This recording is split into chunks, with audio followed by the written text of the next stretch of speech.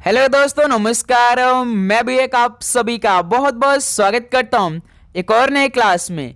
तो साथियों, आज के इस क्लास में एसएससी जीडी एग्जाम 2026 के लिए यानी 9 मार्च पेपर के लिए पहले मॉडल पेपर को डिस्कस करेंगे और जो सबसे अधिक स्कोरिंग वाला सब्जेक्ट होने वाले हैं उसका मॉडल पेपर आज की इस क्लास में हम लोग डिस्कस करेंगे। 56 क्वेश्चन इस क्लास में डिस्कस करेंगे और आप सभी का टारगेट 35 क्वेश्चन ठीक करने का होगा। तो साथियों, ऐसे प्रश्न आएंगे ही परीक्षा में जो प्रश्न आज के इस क्लास में हम लोग डिस्कस करेंगे। जैसा कि एसएससी जीडी का जो परीक्षा होने वाला है वो केवल 1 घंटे का होने वाला है।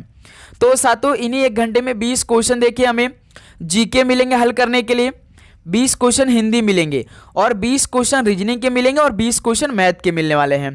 तो साथियों, यहाँ से हमें देखिए 3 सब्जेक्ट ऐसे होंगे जो कि हमें पूरे लगभग 20 में से 20 क्वेश्चन सही करने का टारगेट लेकर चलना है।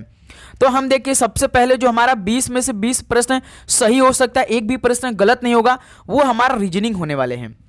यदि यहाँ से आप लोग लगातार प्रैक्टिस करते हैं क्वेश्चनों का, रीजनिंग का, तो आप आराम से भाई 20 में से 20 प्रश्न सही कर सकते हैं। और दूसरा हिंदी में भी आप पूरे 20 के 20 प्रश्न सही कर सकते हैं। 15 क्वेश्चन आपको नॉर्मल मिलेगा और 5 क्वेश्चन आपको जो गद्यांश पद्यांश होता है वो पढ़कर प्रश्न दिया रहेगा, उसका उत्तर देना होगा। और जीके में, एसएससी जीडी के पेपर में जीके में आप आराम से मान के चलिए कि 16 से 17 सवाल सही कर सकते हैं। मान के चलिए आप रीजनिंग में भाई 19 प्रश्न सही कर लेते हैं और हिंदी में हम मान के चलते कि आप 18 प्रश्न सही कर लेते हैं। तो 37 प्रश्न आपका हो गया, 40 में जो रीजनिंग और हिंदी का हो गया। और जीके में हम चलिए 16 प्रश्न का आपको टारगेट दे रहे हैं, तो 37 16 आपका कितना हो गया भाई, 53 हो गया। यानी 60 में से आपका 53 ये हो गया। ठीक, अभी बचा आपका मैथ। आपने 60 में से 53 प्रश्न सही कर लिया। अभी पूरा 20 प्रश्न देखिए बच रहा है क्या भाई, मैथ का। मैथ में भी यहां से आप लगातार प्रीवियस ईयर क्वेश्चन भी लगा लेते हैं, तो भाई अप्रॉक्सीमेटली आप कम से कम 16 से 17 सवाल सही कर सकते हैं। आप सभी का पूरा बेसिक लेकिन क्लियर होना चाहिए। आप हर एक प्रश्न का सवाल जरूर प्रैक्टिस किए रहेंगे तब। ओके मेरे दोस्त, आप एक भी क्वेश्चन छोड़ेंगे नहीं। अरिथमेटिक आपको पूरा आना चाहिए।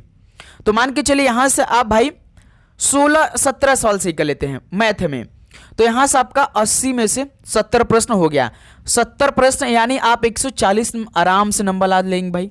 ये तो हम मिनिमम भाई बता रहे हैं, लेकिन आप यदि लगातार प्रैक्टिस करते आ रहे होंगे तो आप भाई 75 प्लस करके आएंगे अपने पेपर में, ये कन्फर्म होने वाले हैं। तो इतने का टारगेट लेकर आपको चलना है। यहाँ से लगातार आपको एक एक प्रश्नों को पढ़ना है। आप जानते हैं कि एसएससी जीडी का परीक्षा केवल 1 घंटे का होने वाला है और इन्हीं 1 घंटे पूरे 80 क्वेश्चन मिलते हैं हल करने के लिए। आप इसी से अंदाजा लगा सकते हैं कि सवालों का लेवल किस तरह से रहता होगा। तभी तो भाई केवल 1 घंटे का समय हमें दिया जाता है इस पेपर को पूरा हल करने के लिए। तभी तो स्टूडेंट जब इसका फाइनल रिजल्ट आता है तो 160 में से 150, 151, 152 नंबर तक ला देते हैं भाई। ओके, तो जिस लेवल के प्रश्न पेपर में आते हैं उसी लेवल के प्रश्न इस क्लास में हम लोग डिस्कस करेंगे। लेकिन इसमें हम लोग जीके के सबसे पहले देखिए 23 प्रश्नों को डिस्कस करेंगे, तो आप सभी का कम से कम 20 प्रश्न का टारगेट होना चाहिए।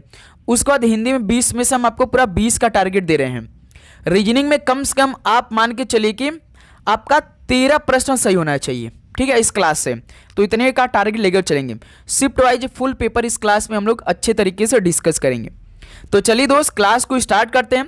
लास्ट में आप लोग अपना स्कोर करिएगा कि आज के पहले मॉडल पेपर में आप सभी का कितना स्कोर बना, ठीक है। तो पहला प्रश्न आपकी स्क्रीन पर आ चुका है। क्लास को स्टार्ट करते हैं। द्वितीय एंग्लो बर्मी युद्ध किस वर्ष लड़ा गया था? द्वितीय एंग्लो बर्मी युद्ध किस वर्ष में लड़ा गया था? तो ये 1852 में लड़ा गया था। पहले का ऑप्शन बिल्कुल परफेक्ट आंसर हो जाएंगे। नेक्स्ट अगला सवाल कॉल करेंगे क्वेश्चन नंबर 2 को। भारत में वर्ष 2010 के राष्ट्रमंडल खेल किस शहर में आयोजित किए गए थे? भारत में वर्ष 2010 का राष्ट्रमंडल खेल हुआ था, लेकिन भारत के किस शहर में आयोजित किया गया था? तो भारत की राजधानी नई दिल्ली में आयोजित किए गए थे। ऑप्शन है बिल्कुल राइट आंसर हो जाएंगे। नेक्स्ट अगला सवाल कॉल करेंगे क्वेश्चन नंबर 3 को। भारतीय संविधान के निम्नलिखित में से किस अनुच्छेद में सर्वोच्च न्यायालय को अभिलेख न्यायालय के रूप में वर्णित किया गया है? भारतीय संविधान के किस अनुच्छेद में सर्वोच्च न्यायालय को अभिलेख न्यायालय के रूप में वर्णित किया गया है? तो अनुच्छेद 129 में इसका वर्णन किया गया है। सी ऑप्शन बिल्कुल राइट आंसर हो जाएंगे। नेक्स्ट अगला सवाल को देखिए, क्वेश्चन नंबर 4 को, 12वीं पंचवर्षीय योजना के लिए विकास दर लक्ष्य कितने प्रतिशत का रखा गया था? भारत की अंतिम पंचवर्षीय योजना 12वीं पंचवर्षीय योजना था। इसका टाइम पीरियड 2012 से लेकर 17 तक चला था। तो इसका विकास दर लक्ष्य कितने प्रतिशत का रखा गया था? तो पूरे 8% का रखा गया था। डी ऑप्शन बिल्कुल राइट आंसर हो जाएंगे। नेक्स्ट अगला सवाल कॉल करिए, क्वेश्चन नंबर 5 को, 2011 की जनगणना के अनुसार निम्नलिखित में से किस राज्य की जनसंख्या वृद्धि सबसे अधिक पर है? तो साथियों हम कह सकते हैं कि ये सवाल आपके पेपर में जरूर आएगा, क्योंकि इस प्रश्न से बहुत सारे स्टूडेंट कंफ्यूज होने वाले हैं। अपने सब लोग उत्तर दीजिए, बताइए कि इसका आंसर क्या बनेगा। चलिए हम आप सभी को 30 सेकंड का समय दे रहे हैं इस प्रश्न को हल करने के लिए। सोचिए समझिए, बताइए। यदि आप सभी से ऐसे भी प्रश्न पूछेगा कि 2001 से लेकर 2011 के बीच तक जो 10 की वृद्धि था वो किस राज्य का था सबसे अधिक पर, तो भी आप इसका राइट उत्तर मेघालय ही लगाएंगे। ध्यान रखिएगा, सी ऑप्शन बिल्कुल परफेक्ट आंसर हो जाएंगे। जो 10 के वृद्धि दर होता है ना, वो मेघालय ने 2001 से लेकर 2011 के बीच में लगभग 27.64% का वृद्धि किया था। कंफ्यूजन आपको नहीं होना है उत्तर प्रदेश और बिहार में, ठीक है। सी ऑप्शन पे आपको जाना है, मेघालय राज्य पे। ओके, नेक्स्ट अगला सवाल को देखिए, क्वेश्चन नंबर 6 का राइट आंसर क्या बनेगा? निम्नलिखित में से कौन सा नृत्य कर्नाटक के कुरुबा पुरुषों द्वारा किया जाता है? कौन सा नृत्य कर्नाटक के कुरुबा पुरुषों द्वारा किया जाता है? तो डोलू कुनिठा किया जाता है। डी ऑप्शन बिल्कुल राइट आंसर हो जाएंगे। नेक्स्ट अगला सवाल को देखिए, क्वेश्चन नंबर 7 को, भारत में राज्यसभा यानी काउंसिल ऑफ स्टेट का पीठासीन अधिकारी निम्नलिखित में से कौन है? भारत में राज्यसभा काउंसिल ऑफ स्टेट का पीठासीन अधिकारी कौन होते हैं? तो उपराष्ट्रपति साहब होते हैं। ऑप्शन यहां से बिल्कुल राइट आंसर हो जाएंगे। नेक्स्ट अगला सवाल को देखिए, क्वेश्चन नंबर, और आगे बढ़ने से पहले आप सभी को ये सिलेक्शन वाले प्रश्नों को एक बार जरूर पढ़ना है भाई। एक बार इन सभी प्रश्नों का रिवीजन करना है। याद रखिएगा, जीके जीएस पूरा कंप्लीट आपको देंगे भाई। एसएससी के नए पैटर्न पे स्टैटिक जीके का तो अलग से हम आप सभी को 2350 क्वेश्चन पूरा देंगे। जीके जीएस यानी हिस्ट्री, पॉलिटी, इकोनॉमिक्स और आपका ये सब अलग रहेगा। स्टैटिक का अलग से मिलेगा, इंग्लिश का भी देंगे और हिंदी का अलग से आपको देंगे। करंट अफेयर आप जानते हैं कि आपकी शिफ्ट में लगभग 2 से 3 सवाल, 4 से 5 सवाल कई शिफ्टों में आ जाते हैं। ऐसे ऐसे फिक्स नहीं रहता कि इतने इतने क्वेश्चन आते हैं, लेकिन पूरे 1 साल से आप सभी का पूछा जाएगा। रीजनिंग पूरा कंप्लीट हम देंगे भाई, विथ डिटेल सोल्यूशन प्रोवाइड करेंगे। मैथ्स पूरा कंप्लीट देंगे, जैसे प्रश्न रहेगा उसके नीचे आपको उत्तर मिल जाएगा। ऐसा नहीं कि आपको कहीं और जाना पड़ेगा। दोस्त मेरे, ये सिलेक्शन वाले प्रश्न होंगे, सीधे आपके पेपर में छपने वाले प्रश्न होंगे। मिलेगा आपको एक ऐसे, नीचे ये आपको नंबर दिखाई दे रहा है, इस पर आप सभी को व्हाट्सएप मैसेज करना है। जैसे आप मैसेज करेंगे टीम आपसे तुरंत प्रोवाइड करे, बात कर लेगी। मात्र भाई 50 रुपीज़ लेकिन आप सभी को पे करना पड़ेगा। 50 रुपीज़ पे करके इतना क्वालिटी क्वेश्चन अपने पास मंगाइए और इसे रिवीजन करके आप अपनी शिफ्ट को आसानी से पास करिए भाई, ठीक है। तो आप सभी को ये करना अनिवार्य है, तो जल्दी करिए भाई, समय नहीं है। अपने परीक्षा में जाने से पहले इसको आप पढ़िए एक बार, ठीक है। क्वेश्चन नंबर 8 देखिए, प्रथम राष्ट्रमंडल खेल कब आयोजित किए गए थे? प्रथम राष्ट्रमंडल खेल कब आयोजित किए गए थे? तो ये वर्ष 1930 में किए गए थे। डी ऑप्शन बिल्कुल राइट आंसर हो जाएंगे। नेक्स्ट अगला सवाल को देखिए, क्वेश्चन नंबर 9 को, लंबी कूद में उत्प्रस्थान यानी टेक ऑफ गड्ढे पीठ से 1 मीटर दूर कितने सेंटीमीटर चौड़े बोर्ड से करना होता है? बताइए। लंबी कूद में उत्प्रस्थान यानी टेक ऑफ गड्ढे से 1 मीटर दूर कितने सेंटीमीटर चौड़े बोर्ड से करना होता है? तो ध्यान रखिएगा, ये मोस्ट इंपॉर्टेंट सवाल है। 20 सेंटीमीटर चौड़े बोर्ड से करना होता है। डी ऑप्शन बिल्कुल राइट आंसर हो जाएंगे, ठीक है। ये भी इंपॉर्टेंट सवाल बनेंगे, क्योंकि ऐसे सवाल एसएससी बहुत पूछ रही है, जितनी भी एसएससी एग्जाम इस टाइम हो रहे हैं। पंडित भीमसेन जोशी को किस वर्ष सर्वोच्च नागरिक पुरस्कार भारत रत्न प्राप्त हुआ? पंडित भीमसेन जोशी को किस वर्ष सर्वोच्च नागरिक पुरस्कार भारत रत्न प्राप्त हुआ था? तो उन्हें 2009 में प्राप्त हुआ था। सी ऑप्शन बिल्कुल राइट आंसर हो जाएंगे। नेक्स्ट अगला सवाल को देखिए, क्वेश्चन नंबर 11 को, भारत की प्रथम पंचवर्षीय योजना किस मॉडल पर आधारित थी? भारत की जो पहली पंचवर्षीय योजना था, जो कि पंडित जवाहरलाल नेहरू ने स्टार्ट किया था, 1951 से लेकर 56 के बीच चला था, तो ये किस मॉडल पर आधारित थी? तो ये हेरोड डोमर मॉडल पर आधारित थी। यहां से ऑप्शन बिल्कुल राइट आंसर हो जाएंगे। अगला सवाल को देखिए, क्वेश्चन नंबर 12 को, सरदार वल्लभ भाई पटेल ने किस वर्ष में कांग्रेस के अध्यक्ष के रूप में कार्य किया? बताएंगे आप सब। सरदार वल्लभ भाई पटेल जी ने किस वर्ष में कांग्रेस के अध्यक्ष के रूप में काम किया था? तो वर्ष 1931 में किया था। ऑप्शन है बिल्कुल राइट आंसर हो जाएंगे। नेक्स्ट अगला सवाल को देखिए, क्वेश्चन नंबर 13 को, निम्नलिखित में से किसे भारत की संविधान सभा के अध्यक्ष के रूप में चुना गया था? तो साथियों, किसे भारत की संविधान सभा के अध्यक्ष के रूप में चुना गया था? तो राजेंद्र प्रसाद जी को चुना गया था। ऑप्शन यहां से बिल्कुल राइट आंसर हो जाएंगे। बहुत सारे स्टूडेंट कंफ्यूज हो जाते हैं, इसलिए मैंने ये सवाल कराया भाई। वैसे तो आसान सवाल होते हैं, लेकिन बहुत कंफ्यूजन क्रिएट कर देता है भाई। कौन से खेल में खिलाड़ियों के कौशल स्तर पर आकलन करने के लिए एलो रेटिंग प्रणाली का उपयोग किया जाता है? कौन से खेल में खिलाड़ियों के कौशल स्तर पर आकलन करने के लिए एलो रेटिंग प्रणाली का उपयोग किया जाता है? तो ऐसा शतरंज के खेल में किया जाता है। डी ऑप्शन बिल्कुल राइट आंसर हो जाएंगे। अगला सवाल को देखिए, क्वेश्चन नंबर 15 को, छऊ नृत्य शैली का संबंध निम्नलिखित में से किस राज्य से है? बताइए, छऊ नृत्य शैली का संबंध किस राज्य से है? तो ये पश्चिम बंगाल से भी होता है, झारखंड से भी होता है। ठीक है, तो सी ऑप्शन बिल्कुल राइट आंसर हो जाएंगे। नेक्स्ट अगला सवाल को देखिए, क्वेश्चन नंबर 16 का राइट आंसर क्या बनेगा? वर्ष 2001 की जनगणना के अनुसार भारत की कुल साक्षरता दर कितने प्रतिशत का है? वर्ष 2011 की जनगणना के अनुसार भारत की कुल साक्षरता दर कितनी है? 64.83% की है। डी ऑप्शन बिल्कुल राइट आंसर हो जाएंगे। अगला सवाल को देखेंगे, क्वेश्चन नंबर 17 को, दक्षिण भारत में एक ग्राम सभा थी जो उन क्षेत्रों में पाई जाती थी जहां जमींदार ब्राह्मण नहीं थे। तो याद रखिएगा, दक्षिण भारत में ऊर एक ग्राम सभा थी। कौन ग्राम सभा थी? ऊर ग्राम सभा थी, जो उन क्षेत्रों में पाई जाती थी जहां जमींदार ब्राह्मण नहीं थे। तो इस सवाल का डी ऑप्शन बिल्कुल परफेक्ट आंसर हो जाएंगे। अगला सवाल को देखिए, क्वेश्चन नंबर 18 को, 8वीं पंचवर्षीय योजना के दौरान भारत 1 जनवरी किस वर्ष को विश्व व्यापार संगठन का सदस्य बन गया था? 8वीं पंचवर्षीय योजना के दौरान भारत 1 जनवरी किस वर्ष को विश्व व्यापार संगठन का सदस्य बन गया था? तो वर्ष 1995 में विश्व व्यापार संगठन का सदस्य बना था। ऑप्शन यहां से बिल्कुल राइट आंसर हो जाएंगे। नेक्स्ट अगला सवाल को हल करेंगे, क्वेश्चन नंबर 19 को, धम्म शब्द एक प्राकृतिक शब्द है जिसका संबंध प्राचीन भारत के किस शासक से है?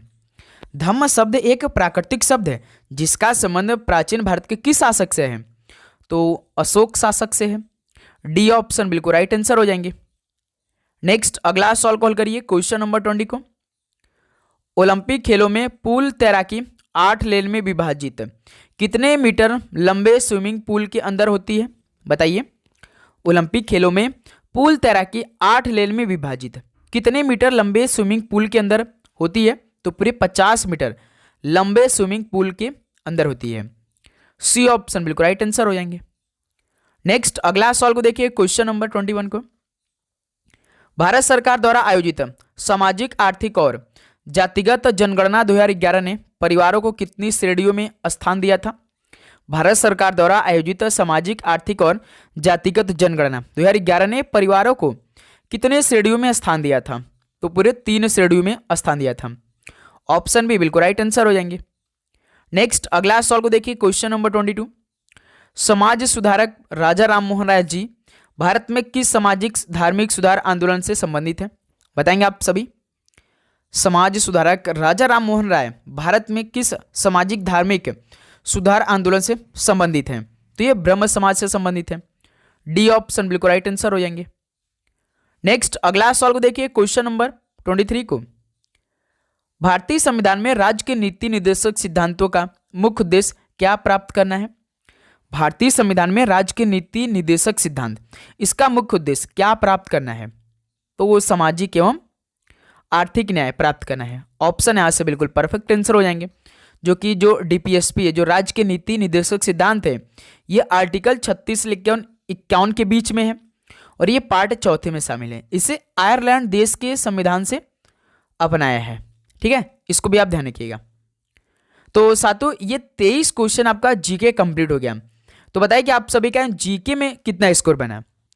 अब यहाँ से हम लोग हिंदी का प्रश्न करेंगे, 20 प्रश्न करेंगे, तो ट्राई करेगा कि आप 20 में से कम 18 से 19 सवाल तो सही करें इस क्लास से।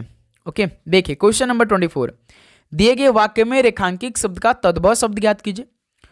उल्लू रात को ही जागता है, उल्लू का तद्भव शब्द क्या बनेगा? तो आप जानते हैं कि उल्लू रात को ही जागता है, तो इसका तो परफेक्ट डी ऑप्शन होगा भाई।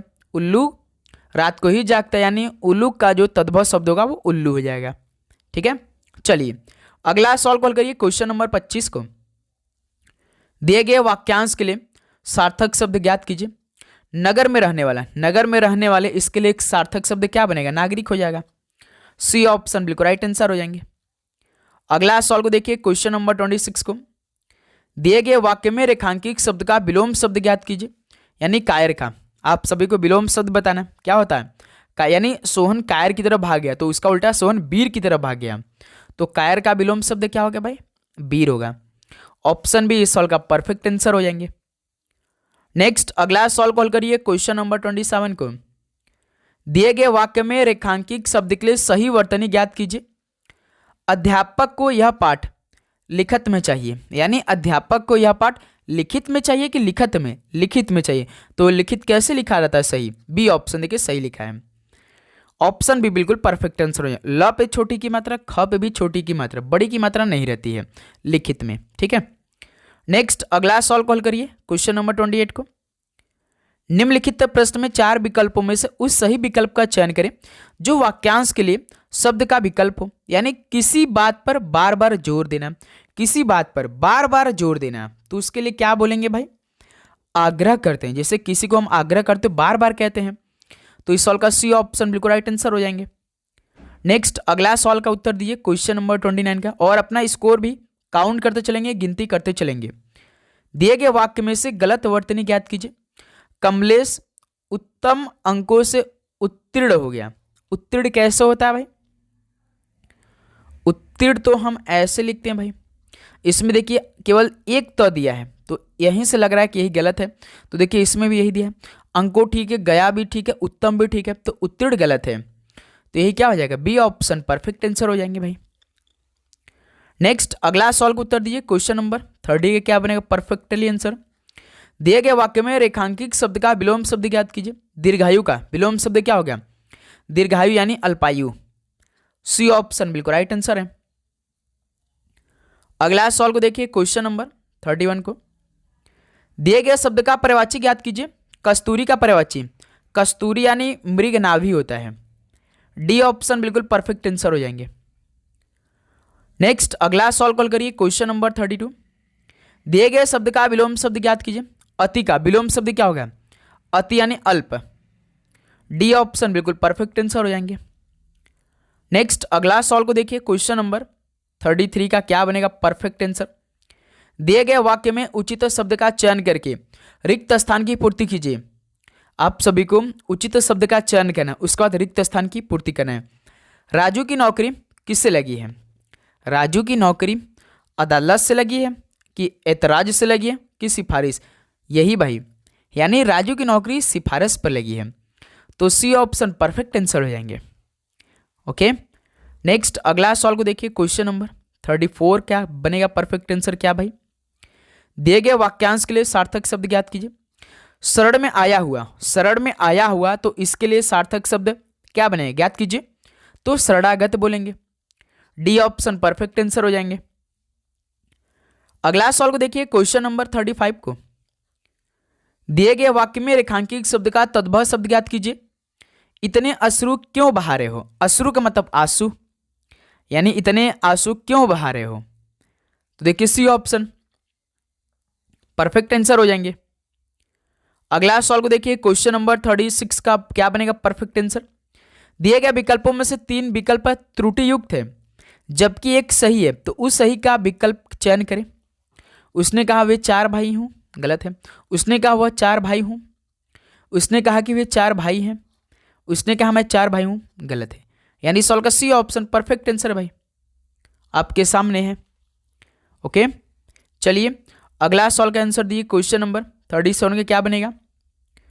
दिए गए वाक्य में उचित देशज विदेशज शब्द का चयन करके रिक्त स्थान की पूर्ति कीजिए। जाओ जाकर मालिक से अपनी ले लो।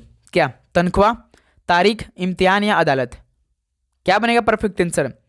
देशज विदेशज शब्द का चयन करना है, तो जाओ जाकर मालिक से अपनी तनख्वाह ले लो। ये आपका परफेक्ट है भाई, ऑप्शन बिल्कुल राइट आंसर हो जाएंगे।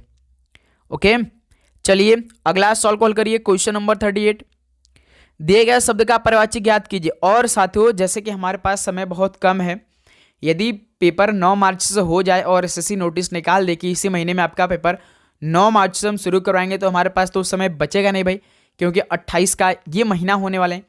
4 दिन इसमें है, 8 दिन उसमें, यानी 12 दिन, 10 दिन मान के चलिए, बीच में 2 दिन होली भी होने वाला है।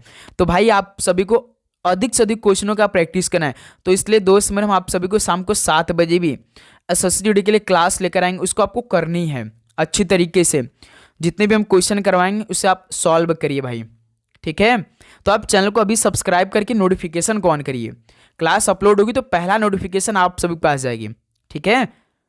तो बताइए कपट का पर्यायवाची क्या हो जाएगा? तो कपट का फरेब हो जाएगा।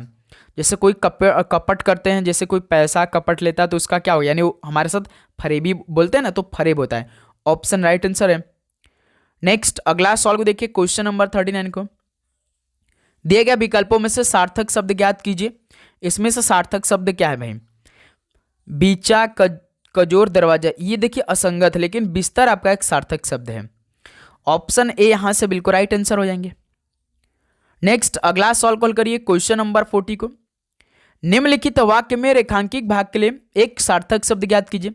वह अचानक ही घर आ गया। वह अचानक ही, यानी इसके लिए सार्थक शब्द क्या बनेगा? यानी आकस्मिक हो जाएगा। वह अचानक यानी आकस्मिक जो होता है, ऑप्शन राइट आंसर हो जाएंगे। नेक्स्ट अगला सॉल्व को देखिए, क्वेश्चन नंबर 41 को। दिए गए वाक्य में रेखांकित शब्द का तत्सम शब्द ज्ञात कीजिए। जल्दी चलो अंधेरा छाने लगा है। जल्दी चलो अंधेरा छाने लगा है। अंधेरा का तत्सम शब्द क्या बनेगा? तो अंधकार हो जाएगा। डी ऑप्शन बिल्कुल राइट आंसर हो जाएंगे। अगला सॉल्व को देखिए, क्वेश्चन नंबर 42 को। दिए गए वाक्य में से गलत वर्तनी ज्ञात कीजिए। निसंदेह, देखिए भाई यही निसंदेह गलत लग रहा है। निसंदेह कैसे लिखते हैं भाई? नि स आधा स पूरा स, फिर द आधा ना हो, ये निसंदेह ऐसे होता है भाई। कहीं कहीं आप देखते हैं ये भी लगा रहता है, ऐसे भी लिखा रहता है ना, तो ये भी ठीक रहता है। तो यही देखिए बी ऑप्शन आपका क्या भाई? गलत वर्तनी है। तो बी ऑप्शन परफेक्ट आंसर हो जाएंगे। सरल एक योग्य वर है, ये तो ठीक है आपका पूरा, ठीक है। तो इस सवाल का बी ऑप्शन परफेक्ट आंसर है।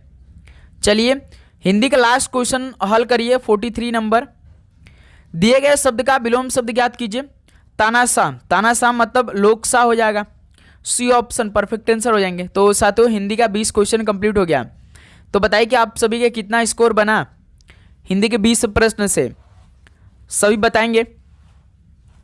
अब यहां से हम लोग रीजनिंग के सवालों को सॉल्व करेंगे, तो कम से कम आप 13 का 13 प्रश्न सही करिएगा अच्छी तरीके से, ठीक है। देखिए 7 व्यक्ति हैं, ई एफ जी एच के एल और एम, एक पंक्ति में उत्तर की ओर मुंह करके बैठे हैं।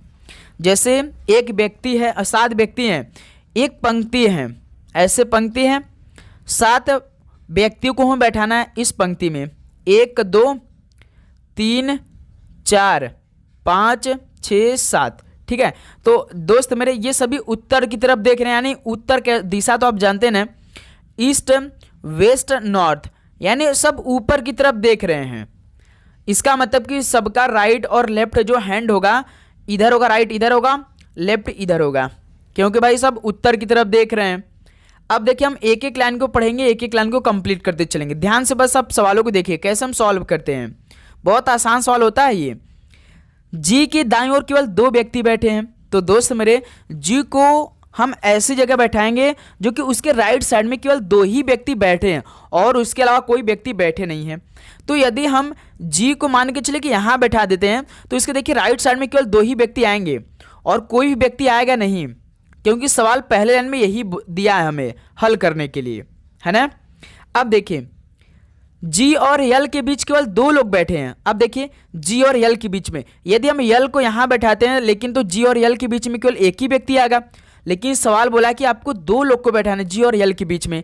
तो हम क्या काम करेंगे, यल को यहाँ बैठाएंगे, तभी तो जी और यल के बीच में देखिए 2 लोग आएंगे। कौन कौन आएगा अभी किसी को मालूम नहीं है। ये लाइन भी पूरा हो गया। अब उसका देखिए ई और यम के बीच केवल दो व्यक्ति बैठे हैं, तो अभी इसको रहने देते हैं। अभी जी वाला सॉल्व कर लेते। देखिए ये क्या दिया है, यम जो है ना वो जी के ठीक बाईं ओर बैठा है, यानी जी के ठीक बाईं कौन बैठा है, यम बैठा है, तो इधर बैठा देंगे। जी के जस्ट लेफ्ट में यम बैठा है, तो ये भी पूरा हो गया। अब देखिए सवाल क्या दिया कि यच जो है ना वो के ठीक दाईं ओर बैठा है। दोस्त मेरे के ठीक दाईं ओर कौन बैठा है, यच बैठा है, तो के को हम यहाँ बैठा कर यच को यहाँ बैठा लेते हैं भाई। तभी तो देखिए के ठीक राइट साइड में यच बैठा है। सवाल देखिए बोला है कि यच जो है ना वो के ठीक दाईं ओर बैठा है, तो के जस्ट ठीक राइट में यच बैठ गया। अभी ये पंक्ति खाली। अब देखिए इसको सॉल्व करेंगे हम लोग। ई और यम के बीच केवल दो लोग बैठे, यम यहाँ बैठा है, ई यहाँ बैठा है, तो बैठा देते हैं भाई। तभी देखिए ई और यम के बीच में दो लोग आएंगे। देखिए लाइन पूरा हो गया। अभी एक व्यक्ति नहीं बैठा है, यफ नहीं बैठा, तो यफ को यहाँ बैठा देते हैं। सवाल पूरा कंप्लीट हो गया। अब देखिए लास्ट लाइन में सवाल हमसे पूछा है, क्या पूछा है, पंक्ति के बाएं छोर से, यानी पंक्ति के बाएं छोर से तीसरे स्थान पे यफ बैठा है। देखिए पहले पे तो ई बैठा है, दूसरे पे यल बैठा है, तीसरे पे यफ बैठा है। सवाल दिया है कि पंक्ति के बाएं छोर से, बाएं छोर इधर है भाई, इधर से, तो यफ बैठा है। तो इस सवाल का डी ऑप्शन परफेक्ट हो जाएगा क्या। देखिए डी ऑप्शन दिया परफेक्ट, तो इस सवाल का भाई डी ऑप्शन आपका बिल्कुल परफेक्ट आंसर हो जाएंगे। क्लियर, आप सभी को समझ में आया। तो ऐसा आप सवालों को सॉल्व करेंगे। चलिए नेक्स्ट अगला सवाल को हल करते हैं। और साथियों आपको किसी भी प्रश्न पे यदि डाउट हो तो कमेंट सेक्शन में जरूर बताइएगा। डाउट लेकर आप किसी भी प्रश्न पे चलेंगे नहीं भाई, बेहिचक आप पूछ लीजिएगा कमेंट बॉक्स में, ठीक है। अंग्रेजी वर्णमाला क्रम के आधार पर निम्नलिखित 4 अक्षर समूह में से 3 एक निश्चित तरीके से समान है और इस प्रकार एक समूह बनाते हैं। कौन सा अक्षर समूह उस समूह से संबंधित नहीं है। यानी 4 ऑप्शन दिया गया, 3 ऑप्शन एक पैटर्न पे समान होंगे। जब इस तरह का सवाल आए तो ऑप्शन में ही हम लोग हर एक अक्षर का कोड कर लेते हैं। जैसे पहले ऑप्शन का कोड करते हैं ओ क्यू एन। ओ होता है आपका 15, क्यू होता है 17 और एन होता है 14। 15 17 इसमें देखिए +2 हो गया और 17 14 -3 हो गया इसमें। अब ऑप्शन बी का कोड करते हैं। यच देखिए आपका 8 होता है, जी होता है 10, तो इसमें तो भाई देखिए +2 हो गया और जी होता है 7, इसमें भी -3 हो गया। पहला दूसरा ऑप्शन तो लॉजिक ठीक चल रहा है, +2 -3 का। ऑप्शन सी देखिए वाई एक्स भी, वाई देखिए 25, एक्स लेकिन 24 का, इसमें देखिए अलग हो गया, तो यही सी ऑप्शन हमारा अलग हो जाएगा। क्योंकि भाई 2 कॉमन मिल गया तो जाहिर सी बात है कि तीसरा का भी यही सेम पैटर्न मिल जाएगा, अलग मिल गया ये वाला बी सी ऑप्शन वाला। और y आपका देखिए 25 होता है तो +1, यानी इसमें लॉजिक क्या लगा दिया, तीसरे के ऑप्शन में -1 +1 का लगा दिया, तो यही अलग हो गया। अब डी ऑप्शन चेक करिए, यम 13 ओ 15, 13 से 15 +2 L 12, तो -3 इसमें। सभी को समझ में आया। सी ऑप्शन क्यों भाई अलग है, इन समूह से भिन्न है, क्योंकि भाई ये -1 और +1 का पैटर्न फॉलो कर रहा है और सभी +2 -3 का पैटर्न लागू कर रहे हैं। तो इस सवाल का सी ऑप्शन बिल्कुल राइट आंसर है। नेक्स्ट अगला सवाल कॉल करिए, क्वेश्चन नंबर 46। चलिए भाई इस सवाल को आप सॉल्व करेंगे, आप सभी सॉल्व करिए, तो समझिए, पढ़िए, परखिए, उसके बाद उत्तर दीजिए। शब्द LANGUID के प्रत्येक अक्षर को अंग्रेजी वर्णमाला क्रम में व्यवस्थित किया जाता है। पहले तो भाई हम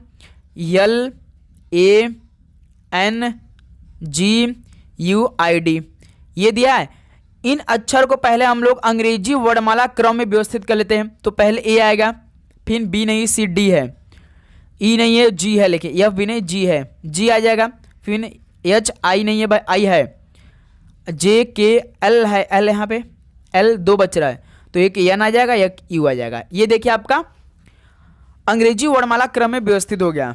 ये जो लैंग्वेज दिया था, सवाल क्या पूछा है, इस प्रकार बने नए अक्षर समूह में बाईं ओर से तीसरा जी है और दाईं ओर से पहले अक्षर के बीच अंग्रेजी वर्णमाला में कितने अक्षर हैं। दोस्त मेरे सवाल क्या पूछा है कि इस प्रकार बने नए अक्षर समूह में बाईं ओर से तीसरे और दाईं ओर से पहले अक्षर के बीच अंग्रेजी वर्णमाला क्रम में कितने अक्षर हैं। यानी देखिए भाई बाईं साइड से जी है और राइट साइड से यू है, तो इनके बीच में ना अंग्रेजी वर्णमाला कितने आते हैं, जैसे कि GHIJKLMNOPQRSTU, तो कौन कौन सा आते। अब हमें जी और यू के बीच में लिखना पड़ेगा भाई, देखते हैं कितने अक्षर आते हैं भाई। जैसे एक और तरीका है भाई, जैसे जी होता है 7, देखिए यू होता है 21, तो 21 में से 7 घटाएं तो कितना बचेगा भाई? 13 बचेगा। यानी टोटल कितने अक्षर हो जाएंगे? 13 अक्षर। आप काउंट कर सकते हैं, आप लिख कर भी देख सकते हैं।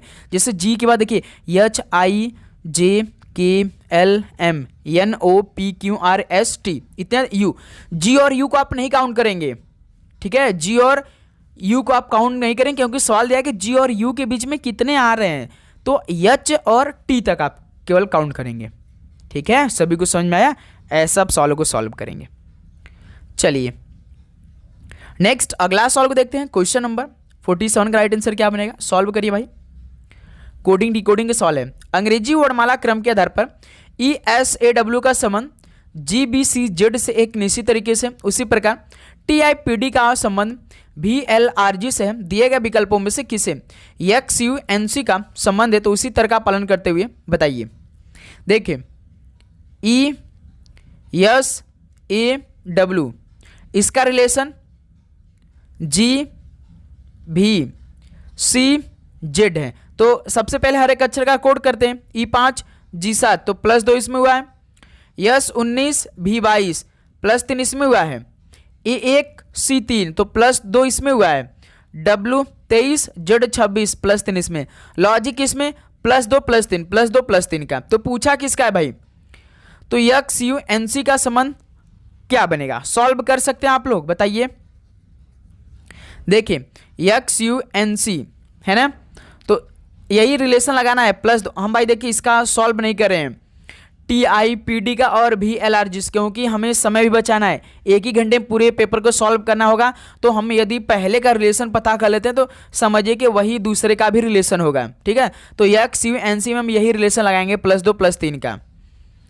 XUNC X देखिए 24 तो +2 इसमें, U21 +3 इसमें, N14 +2 इसमें, C3 +3 इसमें। तो 24 2 26 पे Z डाला है। Z डाला, देखिए कौन सा ऑप्शन Z से शुरुआत किया है? केवल बी ऑप्शन, और कोई ऑप्शन देखिए Z से शुरुआत नहीं किया है। 21 3 24 पे X होता है, 14 2 16 पे P आता है, 3 3 6 F आता है। ZXPF देखिए बी ऑप्शन परफेक्ट आंसर है। क्लियर? चलिए अगला सॉल्व कॉल करिए क्वेश्चन नंबर 48 को।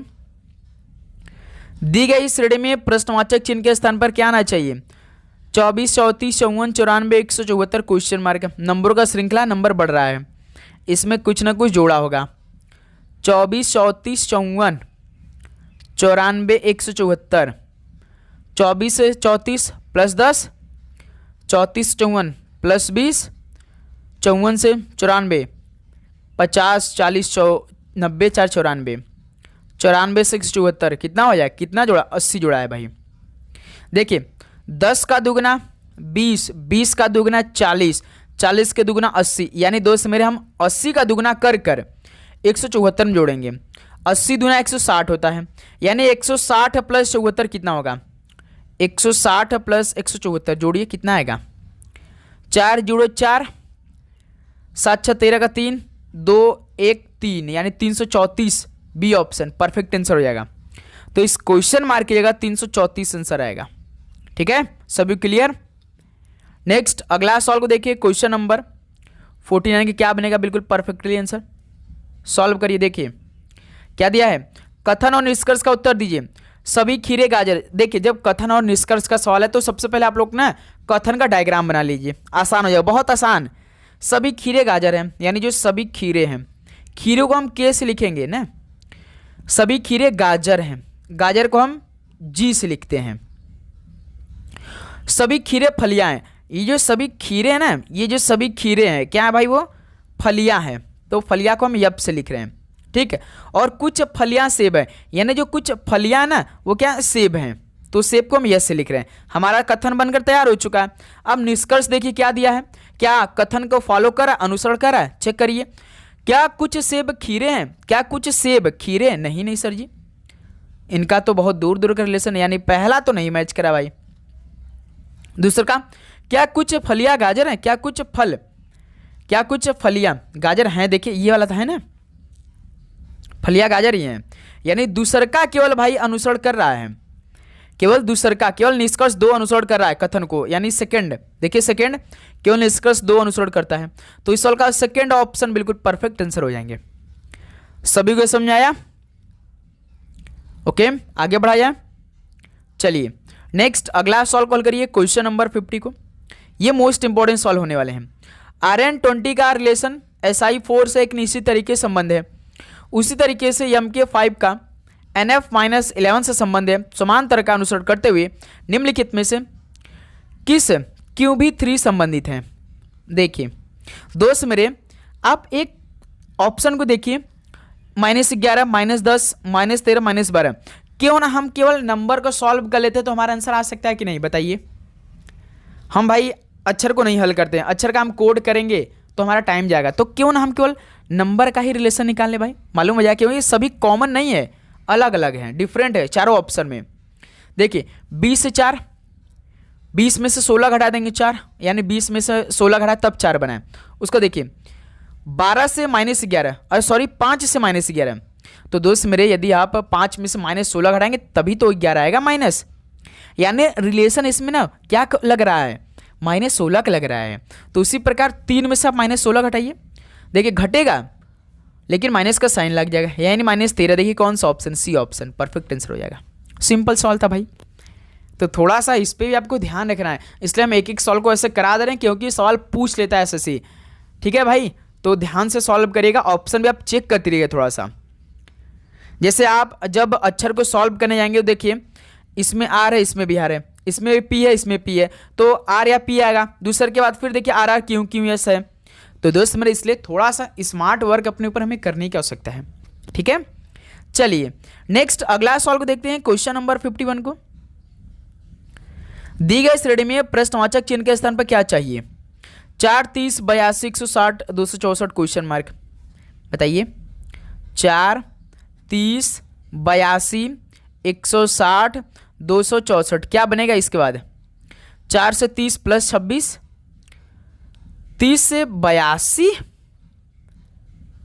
30 से 82, यानी इसमें मेरे दोस्त 52 क्या होगा तभी तो। 30 में यदि हम 52 को जोड़ेंगे तभी 82 होगा। 82 से 160 यानी इसमें 1800 यानी 78, यानी लगता है इसमें देखिए 26 के 26, 26 दूनी 52, 26 से 78, उसके बाद 104 होता है। 104 बिल्कुल। देखिए अब हम लोग यहाँ पे 160 में 104 जोड़ेंगे तो 264 बन जाएगा, यानी दोस्त मेरे 26 का ये तो टेबल पढ़ रहा है, तो 26 पंजे कितना होता है? 130 होता है। तो इसी प्रकार भाई 130 हमें जोड़ना पड़ेगा 264 में। 264 प्लस 130 कितना हो जाएगा? 60, 30, 90, 94, यानी 394। 394 ऑप्शन भी दिया, देखिए पहला ऑप्शन परफेक्ट आंसर हो जाएंगे। ओके, इसमें दोस्त मेरे 26 का टेबल पढ़ा थे केवल, है ना, तो इस तरह से हमारा ए ऑप्शन परफेक्ट आंसर हो जाएंगे। चलिए अगला सवाल को देखते हैं क्वेश्चन नंबर 52 को। एक विशेष कूट भाषा में MCOPT को 20 के रूप में कूटबद्ध किया जाता है और VSB को 12 के रूप में कूटबद्ध किया जाता है। दी गई भाषा में JIGETY के लिए कूट क्या बनेगा? हल करिए भाई आप लोग। तो MCOPT का रिलेशन 20 दिया है, कैसे बताइए? जैसे देखिए इसमें M13 हो जाएगा, C3 हो जाएगा, O15, P16, T20। दोस्त मेरे लॉजिक लगा, इसमें क्या लॉजिक लगा है? इसमें लॉजिक जानते क्या लगा है? मेरे को तो लॉजिक मिल गया भाई, क्योंकि 20 देखिए है और अक्षर के यदि हम कोड करेंगे उसको जोड़ेंगे तो बहुत ज़्यादा जाएगा। तो देखिए इसमें 5 अक्षर है भाई, और आप मल्टीप्लाई कर दिए 4 से तो बन सकता है कि नहीं। उसी प्रकार देखिए VSB है, VSB का कोड 12 क्या है? VSB में देखिए 3 अक्षर हैं, 3 में यदि हम 4 का मल्टीप्लाई कर दो 12 बन जाएगा, यानी जितने अक्षर है ना उतना अक्षर में 4 का मल्टीप्लाई कर रहा है, सीधे सीधे जितने अक्षर हैं उसमें 4 का मल्टीप्लाई कर रहा है। तो उसी प्रकार देखिए JIGETY,